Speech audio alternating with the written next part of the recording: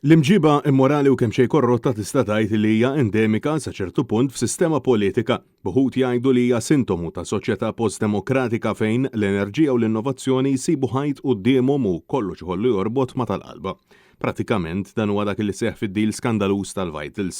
Sostna dan l-editur ta' Times of Malta fil-ħarġa tas-Sibt fejn saħaq dwar l-aħħar rivelazzjoni ta' dan il-ġurnal dawk dwar ir-raġel Pakistani Shawkat Ali, wieħed mill-imħuħ wara d-deals ta' Vitals u Stewart illi daħħal diversi miljuni ta' euro mill-konċessjoni tal-isptarijiet.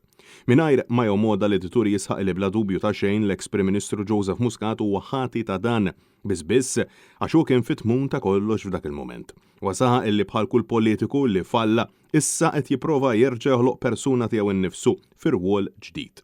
Fil-waqt illi f'Jannar li għadda spiċċa direttament involut fl-iskandlu meta r-residenza tiegħu spiċċat taħt rejt fuq suspett li ħlasijiet ta' konsulenza kienu kickbacks brabta mad-deal, Muscat ċaħad kemm il-darba li għamel xi ħaġa ħażina.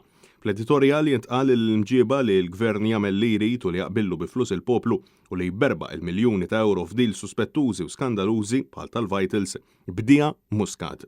Ċertament, Robert Tabela għadu ma solvijiex.